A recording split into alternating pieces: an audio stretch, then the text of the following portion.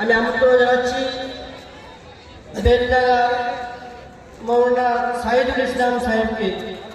তিনি আমাদের সম্মুখে আসবেন এবং কোরআন ও হাদিস থেকে আমাদেরকে কিছু কোরআন ও হাদিসের বাণী শুনিয়ে যাবেন।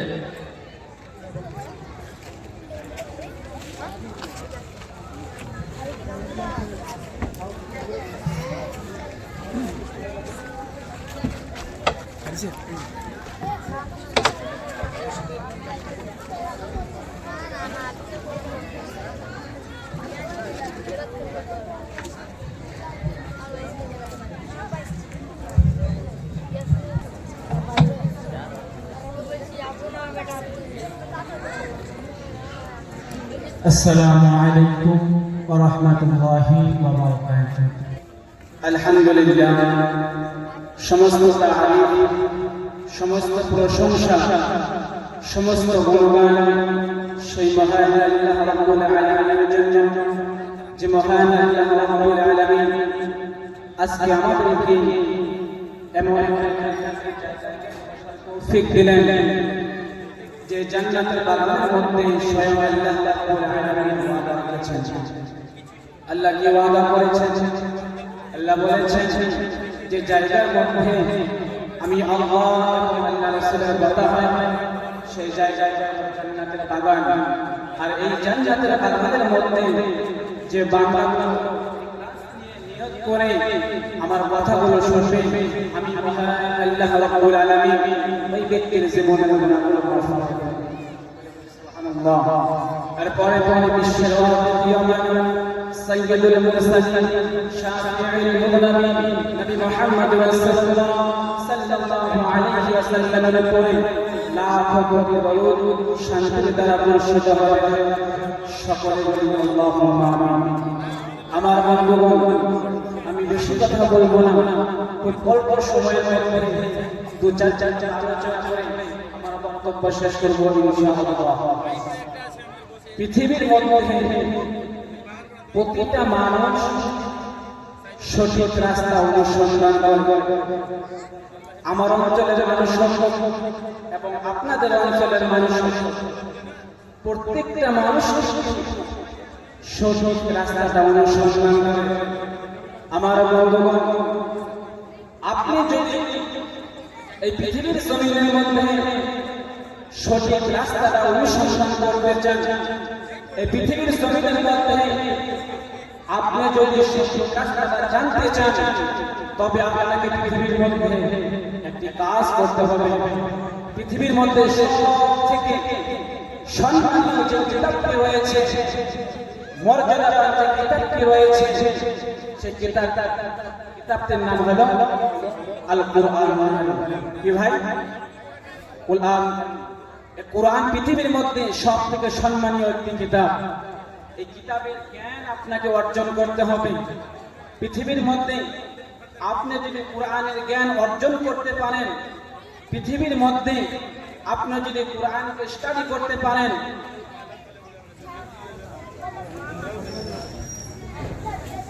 এই পৃথিবীর মধ্যে আপনি যদি কোরআনকে স্টাডি করতে পারেন, কোরআনের জ্ঞান যদি অর্জন করতে পারেন, তবে পৃথিবীর মধ্যে আপনি কামিয়াবি হয়ে যাবেন। এজন্য এই পৃথিবীর মধ্যে আপনাকে কোরআনকে স্টাডি করতে হবে। আমি কেন আপনাদেরকে কোরআনের জ্ঞান স্টাডি করতে বলছি, কোরআনকে পড়তে বলছি? কারণ এই পৃথিবী থেকে যেদিন আপনি অন্ধকার কবরের মধ্যে চলে যাবেন, যেদিন মহান আল্লাহ রাব্বুল আলামিন আপনাকে প্রশ্ন করবে, সেই দিন কিন্তু এই পৃথিবীর জমিন থেকে কেউ যে আপনাকে সহায় করবে না।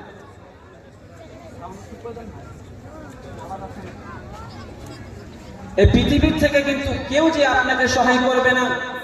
কিন্তু হ্যাঁ, এই পৃথিবীর মধ্যে যদি আপনি একটি আমল করতে পারেন, এই পৃথিবীর মধ্যে যদি আপনি একটি আমল করতে পারেন, একটি কাজ করতে পারেন, এই আমল কাল কিয়ামতের দিন মহান আল্লাহ রাব্বুল আলামিনের সামনে যে আপনার জন্য সুপারিশ করবে।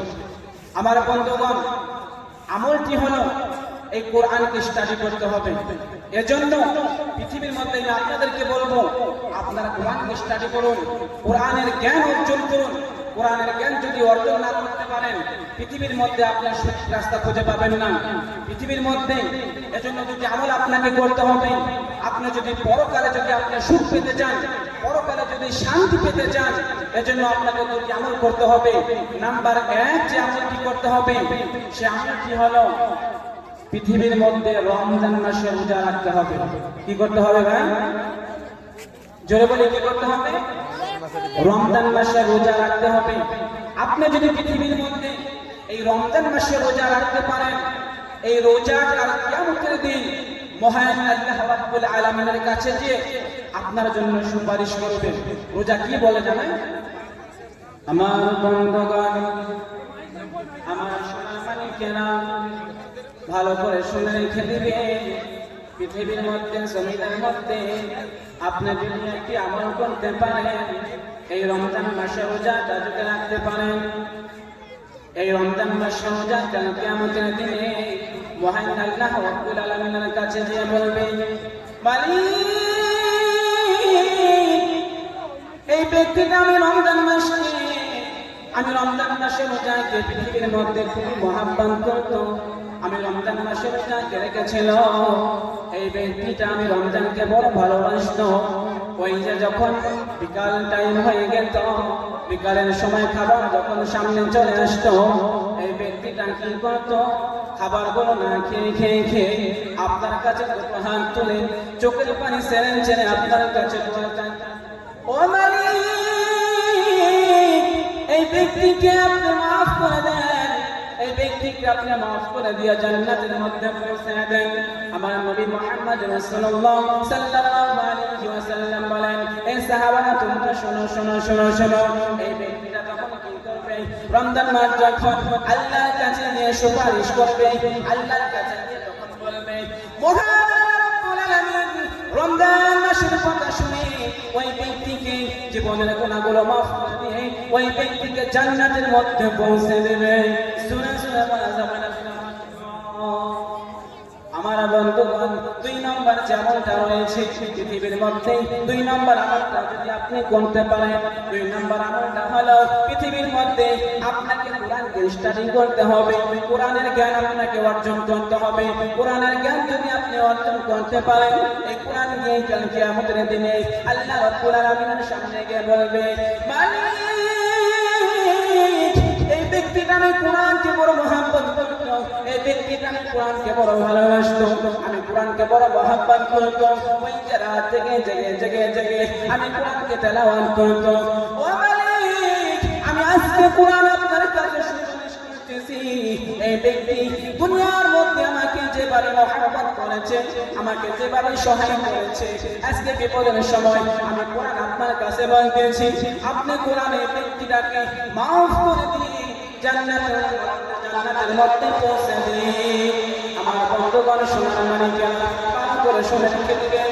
কোরআন যখন আল্লাহর কাছে গিয়ে বলবে, এই কোরআন বলার সঙ্গে আমার নবী মুহাম্মদ রাসূলুল্লাহ সাল্লাল্লাহু আলাইহি ওয়াসাল্লাম বলেন, এই সাহাবারা তোমরা শোনো, এই কোরআন যখন আল্লাহর কাছে বলবে, বলার সঙ্গে মহান আল্লাহ রাব্বুল আলামিন কি করবে? আল্লাহ রাব্বুল আলামিন এই কোরআনের কথা শুনে মহান আল্লাহ রাব্বুল আলামিন ওই ব্যক্তির জীবনের গুনাহগুলো মাফ করে ডাইরেক্ট জান্নাতের মধ্যে পৌঁছে দেবে। সুরে বলা যাবে না সুবহানাল্লাহ। আমার বন্ধুগণ, এজন্য আমাদেরকে কি করতে হবে? পৃথিবীর মধ্যে আপনাকে কোরআন স্টাডি করতে হবে, কোরআনের জ্ঞান অর্জন করতে হবে। আপনি যদি পৃথিবীর মধ্যে আল্লাহর হুকুমকে না মানেন, নবীর সুন্নাহকে না চলেন, আপনি যেদিন মারা যাবেন, আপনি যেদিন দুনিয়া থেকে কবরে চলে যাবেন, আপনার সঙ্গে কিন্তু আল্লাহ ভালো ব্যবহার করবে না, আল্লাহ নারাজ হয়ে থাকবে। আল্লাহ যদি নারাজ হয়ে যায়, আপনার খুবই বিপদ হবে। কিয়ামতের দিন আল্লাহকে যদি খুশি না করে যেতে পারেন, আপনার কবর কিন্তু খুবই ভয়ঙ্কর হবে। এজন্য বন্ধুগণ, আমরা আসি, ইসলামের পথে ফিরে আসি, ইসলামের জ্ঞানকে অর্জন করি, কোরআনের জ্ঞানকে অর্জন করি, আমরা ইসলামকে বুঝতে পারি, ইসলামকে বোঝার চেষ্টা করি। আল্লাহ রাব্বুল আলামিন এই পৃথিবী কিভাবে সৃষ্টি করেছেন, আল্লাহর সৃষ্টি থেকে লক্ষ্য করুন আমার বন্ধুগণ। এই পৃথিবীতে মহান আল্লাহ রাব্বুল আলামিন কত বড় করেছে। আপনি জানেন না এই পৃথিবী থেকে আমরা যে সূর্যটাকে দেখতে পারি, এই সূর্যটা পৃথিবী থেকে 9,30,00,000 মাইল দূরে রয়েছে। কত দূরে ভাই? কত দূরে গো? 9,30,00,000 মাইল দূরে এই পৃথিবী থেকে সূর্যটা রয়েছে। এই সূর্য পৃথিবী থেকে 13,00,000 বড় রয়েছে। আমার বন্ধুগণ, আজকে পৃথিবীর মধ্যে যখন গরম চলে আসে আমরা কি করতে পারি? তাপকে সহ্য করতে পারি না।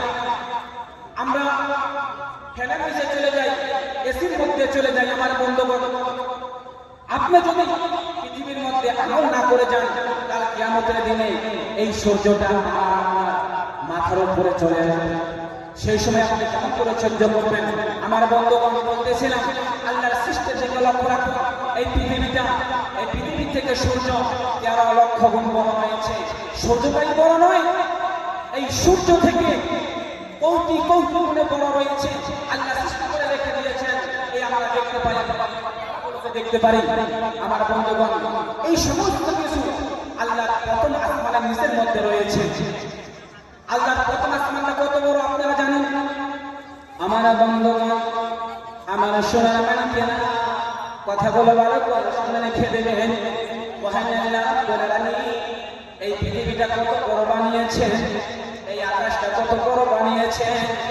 আল্লাহ রাব্বুল আলামিন তিনার হাবিব মুহাম্মদ রাসূলুল্লাহ সাল্লাল্লাহু আলাইহি ওয়াসাল্লাম বলেন, এই সাহাবারা তোমরা শোনো, এই পৃথিবীটা, এই প্রথম আকাশটা কত বড় করে আল্লাহ বানিয়েছেন। যদি তোমার হাতের আংটি যদি ওই মরুভূমির মধ্যে যদি ছুঁয়ে ফেলে দেওয়া হয়, হাতের আংটির তুলনায়, সেই মরুভূমির তুলনায় হাতের আংটি আল্লাহর দ্বিতীয় আসমানের তুলনায় প্রথম আসমানটা তত ছোট হবে। আমার বন্ধুগণ, সোনার মানিকেরা, আল্লাহর তৃতীয় আসমানের তুলনায় দ্বিতীয় আসমানটা ওই আংটির মতো ছোট হবে। এইরকম ভাবে তৃতীয় আকাশ, চতুর্থ আকাশ, এরপরে 5, 6, 7 আকাশের পরে মহান আল্লাহ রাব্বুল আলামিন 7 আসমানের পরে কি করেছেন? আল্লাহ রাব্বুল আলামিন সৃষ্টি করে রেখে দিয়েছেন আল বাইতুল মামুর। কি সৃষ্টি করেছেন ভাই? কি সৃষ্টি করে? কথা বলি ভাই, কি সৃষ্টি করেছেন? আল বাইতুল মামুর। এই আল বাইতুল মামুর কথা জানেন? আল্লাহ নবী জনাবে মুহাম্মদ রাসূলুল্লাহ সাল্লাল্লাহু আলাইহি ওয়াসাল্লাম বলেন, সাহাবারা তোমরা শুনে রেখে দাও, আল বাইতুল মামুর, আল্লাহ নবী বলেন এই আল বাইতুল মামুরের মধ্যে প্রতিদিন 70,000 ফেরেশতা ইবাদত করার চান্স পায়। আমাদের যেরকম কাবা ঘর রয়েছে, কিবলা রয়েছে, ততটুকু ফেরেশতাদের দিক রয়েছে, কাবা রয়েছে, সেটা হলো আল বাইতুল মামুর। তো এই আল বাইতুল মামুরের মধ্যে ফেরেশতারা প্রতিদিন 70,000 ফেরেশতা ইবাদত করার চান্স পায়। তো এই আল বাইতুল মামুরে যে ফেরেশতা একবার ইবাদত করার চান্স পায়, দ্বিতীয়বার কিয়ামত হওয়ার আগে ওই ফেরেশতা আর ইবাদত করার চান্স পাবে না। আমার বন্ধুগণ, আল বাইতুল মামুরের এরিয়া যখন শেষ হয়ে যায়, এরপরে মহান আল্লাহ রাব্বুল আলামিন সৃষ্টি করে রেখে দিয়েছেন সিদরাতুল মুনতাহা। এই সিদরাতুল মুনতাহা কত বড় জানেন?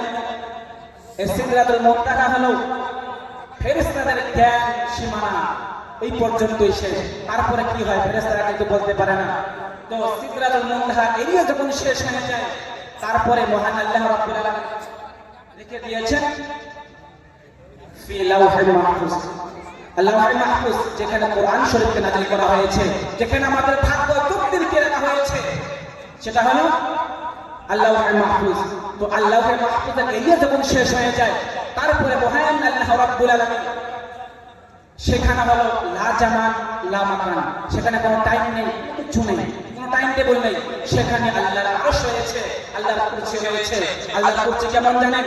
পৃথিবীর মধ্যে রাজা বাদশা চেয়ারে বসার পরে, কুরসির মধ্যে বসার পর, চেয়ারে বসার পরে যে পাটা যে জায়গার মধ্যে রাখে সেটাকে বলা হয় কুরসি। তো আল্লাহর এই কুরসির উপরে রয়েছে আল্লাহর আরশ। আমার বন্ধুগণ, টাইম খুবই কম, তো আমি শর্টকাট বলছি। এই আল্লাহর কুরসির উপরে আল্লাহর আরশ রয়েছে। আল্লাহর আরশটা কত বড় জানেন? আল্লাহ রাব্বুল আলামিন 8 জন ফেরেশতাকে নিযুক্ত করে রেখে দিয়েছেন। কাল কিয়ামত যখন হয়ে যাবে, ওই সময় আল্লাহর আরশটা বহন করার জন্য আল্লাহ রাব্বুল আলামিন 8 জন ফেরেশতাকে নিযুক্ত করে রেখে দিয়েছেন। 8 জন ফেরেশতা এত বড় বলা হয়েছে, বিশ্বনবী বলেন, এই ফেরেশতারা তোমরা শোনো, 8 জন ফেরেশতা এত বড় বলা হয়েছে যে আমাদের কান থেকে কাঁধ পর্যন্ত কত দূর হবে ভাই? 5 থেকে 6 আঙ্গুল হবে। তো এই ফেরেশতার কাঁধ থেকে কাঁধ পর্যন্ত, কান থেকে কাঁধ পর্যন্ত যদি কোনো ব্যক্তি আসতে চায়, তবে পৃথিবীর মধ্যে আমার বন্ধুগণ সবথেকে দ্রুত গতিতে যেটা চলে সেটা হলো আলোর ফোটন। তো এইরকম যে প্রতি সেকেন্ডে 3 লক্ষ কিলোমিটার বেগে আলোর ফোটন ছুটে। তো এরকম যদি কোনো যানবাহন হয়, সেই যানবাহন দিয়ে যদি ফেরেশতার কান থেকে কাঁধ পর্যন্ত কেউ যদি আসতে চায়, তার সময় লেগে যাবে 7,000 বছর। আমার বন্ধুগণ, সোনার মানিকেরা, তো আল্লাহর সৃষ্টির দিকে লক্ষ্য রাখুন আমার বন্ধুগণ। আল্লাহ রাব্বুল আলামিন এই দুনিয়াটাকে কেমন করে সৃষ্টি করেছে, আমার মনে হয় আপনারা যদি এগুলো নিয়ে ভাবতে থাকেন, আপনারা অটোমেটিক পরিবর্তন হয়ে যাবেন, আপনারা নিজেরাই পরিবর্তন হয়ে যাবেন। আজকে আমাদের মুসলমানের ছেলে সন্তানরা দেখা যায় রাস্তা ঘাটে যেখানে সেখানে আল্লাহর কোনো হুকুম নেই, আল্লাহর নবীর কোনো সুন্নাহ নেই। আজকে আমরা মুসলমান বেপরোয়া হয়ে গিয়েছি, রাস্তা ঘাটে ব্যবহার মতো হয়ে চলাফেরা করছি। আমার বন্ধুগণ, এই যদি হয় আমাদের জীবন, আপনি যেদিন মারা যাবেন দুনিয়া থেকে, সেই দিন আল্লাহ কিন্তু আপনাকে ছাড় দেবে না, সেদিন কিন্তু আল্লাহ ছেড়ে দেবে না। এজন্য আমাদের এখনো সময় আছে, আমরা তওবা করি, এখনো ইসলামের পথে ফিরে আসি, ইসলামকে বুঝতে শিখি, ইসলামের জ্ঞানকে অর্জন করি, কোরআনকে স্টাডি করি। আমার বন্ধুগণ, আমি আপনাদেরকে অনুরোধ করব, আপনারা যারা মাদ্রাসায় পড়াশোনা করতে পারেন নাই, আপনারা যারা আলেম হতে পারেন নাই, আপনারা যারা কোরআনকে স্টাডি করতে পারেন নাই, কোরআনের জ্ঞানকে অর্জন করতে পারেন নাই, আমি আপনাদেরকে বলবো, এই যে আপনাদের অঞ্চলের মধ্যে যে মাদ্রাসাটা রয়েছে, মাদ্রাসার মধ্যে আপনার ছেলেটাকে দিয়ে দেন। আপনার